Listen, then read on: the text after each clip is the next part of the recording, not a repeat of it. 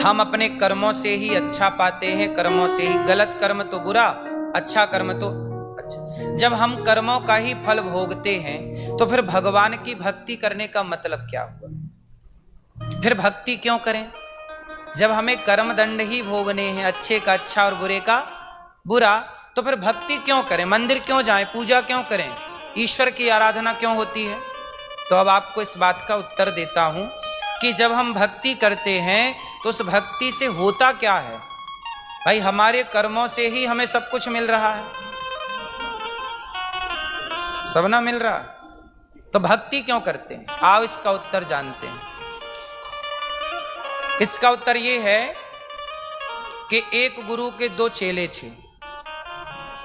एक चेला, एक शिष्य जो था वो मंदिर जाके पूजा करता, सत्संग करता, कथा सुनता, कीर्तन करता, अच्छे काम करता, सेवा करता। एक शिष्य जो था मंदिर में अच्छी सेवा में लगा रहता, काम करता, सबकी सेवा करता। लेकिन जो दूसरा चेला था वो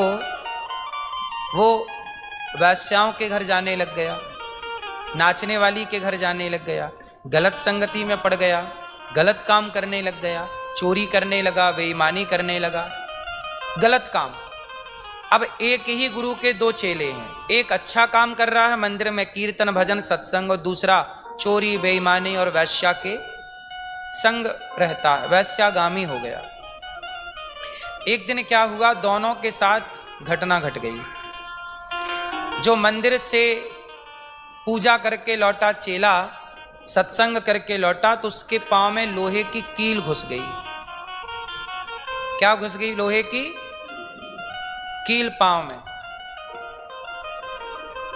लोहे की कील घुस गई। वो चिल्लाया, लंगड़ाता हुआ आया कि तभी जो दूसरा वैश्या के घर जाने वाला चेला था, उसे रास्ते में सोने से भरी पोटरी मिल गई। थोड़ा सा सोना, गोल्ड उसे मिल गया। एक चेला है उसे गोल्ड मिल गया रास्ते में, और एक चेला है उसे लोहे की कील मिल गई। अच्छा, लोहे की कील जिसके पांव में घुसी वो भक्त था, मंदिर में रहता, पूजा करता, कीर्तन करता। तो जो कीर्तन करता उसे क्या मिली? लोहे की कील, दर्द। और जो वैश्या का संग करता उसे रास्ते में क्या मिला? सोना। दोनों आए गुरुजी के पास। चेला ने कहा, गुरुजी ईश्वर का न्याय तो बड़ा गलत है, ईश्वर ने तो गलत न्याय किया। तो गुरुजी ने कहा, कैसे गलत? बोले देखो, मैं सत्संग करने वाला तो मुझे लोहे की कील घुसा दी, और ये गलत काम करता है, इसे चकाचक सोना दे दिया। कैसा न्याय है भगवान का? तब गुरुजी ने कहा, बेटा ईश्वर का न्याय तो सही है, पर तुम समझने में गलती कर रहे हो। तुम केवल वर्तमान को देख रहे हो, जबकि विधाता तुम्हारे भूत को और भविष्य को जानता, बीते हुए काल को और आने वाले समय को जानता है। उस हिसाब से ईश्वर का निर्णय है। तो गुरुजी क्या है ईश्वर का निर्णय? मैं समझ नहीं पाया। तब गुरुजी ने कहा कि बेटा बात ऐसी है कि आज के दिन इसे राजा बनना था। जो वैश्या के घर जाने वाला चेला है, आज के दिन इसे राजा बनना था। क्या बनना था इसे? इसके इतने पुण्य थे कि राजा बनना था, पर इसने वैश्या का संग करके, गलत काम करके सारे पुण्यों को समाप्त कर दिया, और इसे अब कुछ सोना मिला। उसी से आज के दिन इसे सोने से खजाने मिलने वाले थे। खजाने, राजा बनता तो सारे खजाने इसके, पर इतना सारा सुख वैभव मिलना था, पर जरा सा मिला, थोड़ा सा मिला।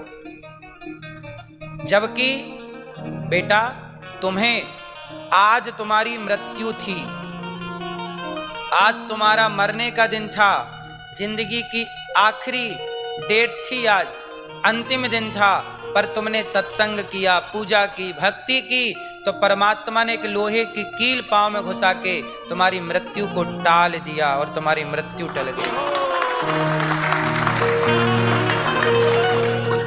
भगवान की भक्ति क्या करती है? आप पर आने वाला संकट जो कि आपको मिलना था, अवश्यमेव भोक्तव्यम, जो व्यक्ति कर्म करता है जैसा उसे भोगना पड़ता है।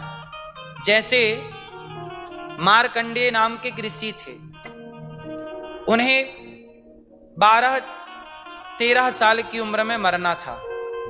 उनके जन्म होते ही उनकी कुंडली में लिखा जा चुका है कि इनकी मृत्यु, ये 12 साल का ही बालक है, 12 साल बाद इसको मरना पड़ेगा। लेकिन उसके पिता को विश्वास था कि नहीं, चलो हमें तो 12 साल मरना है, 12 साल की उम्र में, ठीक है, पर हम तो भगवान की भक्ति करते हैं ना, तो भगवान की भक्ति क्या हमारे काम नहीं आएगी?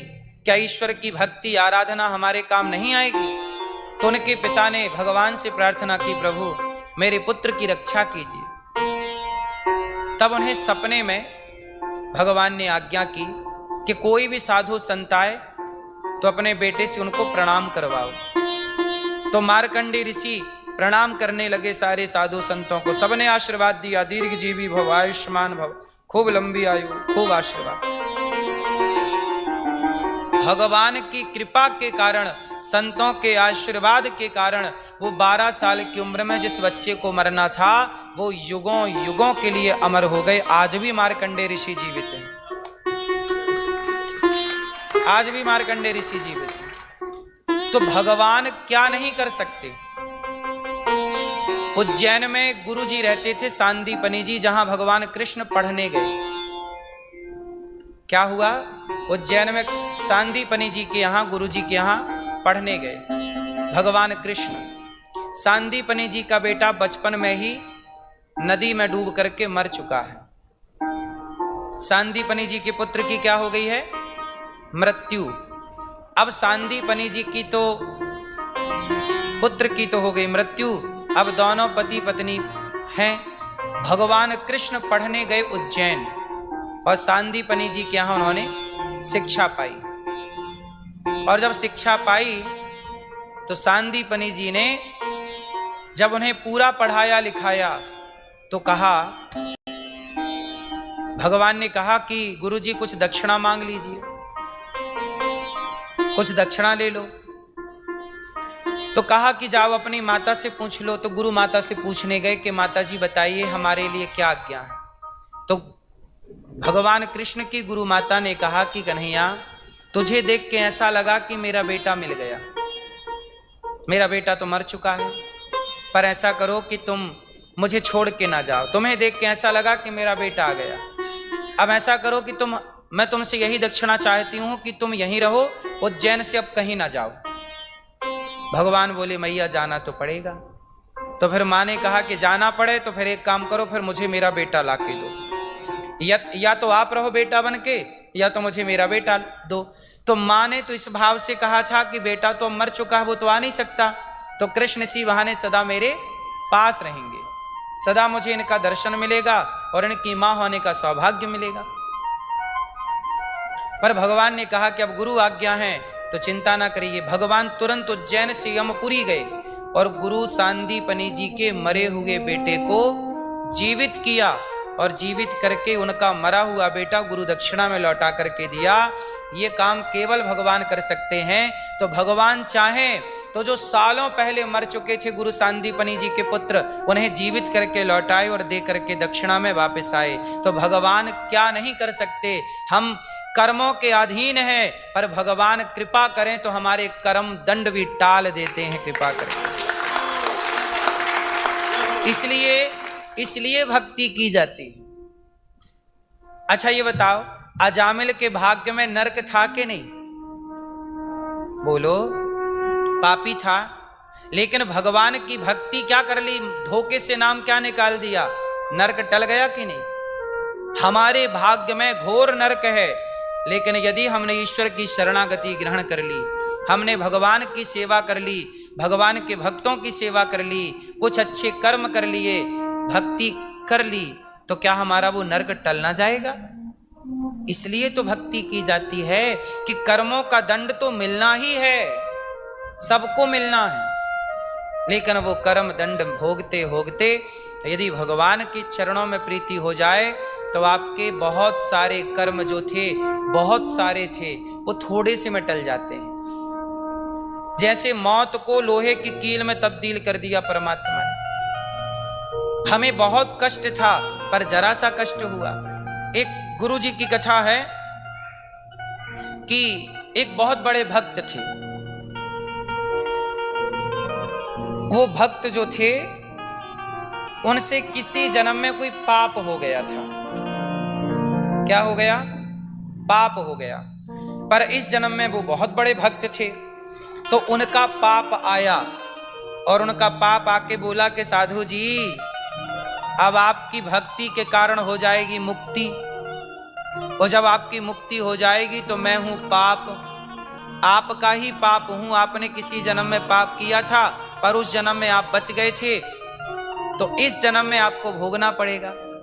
पर इस जन्म के बाद तो आपकी होने वाली है मुक्ति, आगे तो मैं आपको भोगा नहीं सकता, क्योंकि पाप जिसकी मुक्ति हो जाए उसके लिए कौन सा पाप। तो अब ऐसा करो कि मैं ठहरा पाप, आप मुझे स्वीकार कर लो। तो साधु जी ने कहा कि भैया ये बताओ पाप कि मुझे कितना भोगना है। तब कहा कि आप 12 साल का पाप भोगना पड़ेगा आपको। 12 साल के लिए मैं आपके ऊपर 12 साल के लिए आऊंगा, और 12 साल आपको कोढ़ का रोग होगा। क्या होगा? कोढ़ का मतलब चमड़ी गल गल के गिरने लगती है और माबाद बन जाती है, पूरे शरीर से बदबू आती। इतना बड़ा पाप है आपका, तो आपको 12 साल का कष्ट भोगना पड़ेगा। तो संत जी ने कहा 12 साल यदि मैं पाप भोगता रहा तो भगवान की पूजा कब करूंगा, सेवा कब करूंगा? एक काम करो, थोड़ा कम करो। तो ठीक है आपके लिए 6 साल करता हूं। साधु जी बोले 6 साल भगवान की पूजा छूट जाएगी, और कम करो। तो 6 के आधे 3 साल। बोले 3 नहीं, तो अच्छा एक काम करो 3 महीने। बोले 3 महीने बहुत ज्यादा है। तो बोले एक काम करो 3 दिन। बोले 3 दिन सेवा छूट जाएगी भगवान की, बहुत ज्यादा है 3 दिन, और कम करो। तो बोले एक काम करो फिर 3 घंटे। तो बोले ठीक है मैं पूजा कर लूं भगवान की, सवेरे का नियम कर लूं, फिर 3 घंटे के लिए तुम आ जाना। सोचिए भगवान की भक्ति का परिणाम देख रहे हैं क्या होता है कि जहां सालों का दुख था उस सालों का दुख 3 घंटे में टल गया। इसलिए लोग भगवान की भक्ति करते हैं, इसलिए भक्ति करना चाहिए। हे प्रभु मैं आपको कभी भूलूं नहीं। कुंती बुआ के जीवन में कितना संकट था, कितना कष्ट था, लेकिन वो सारा कष्ट टल गया कि नहीं?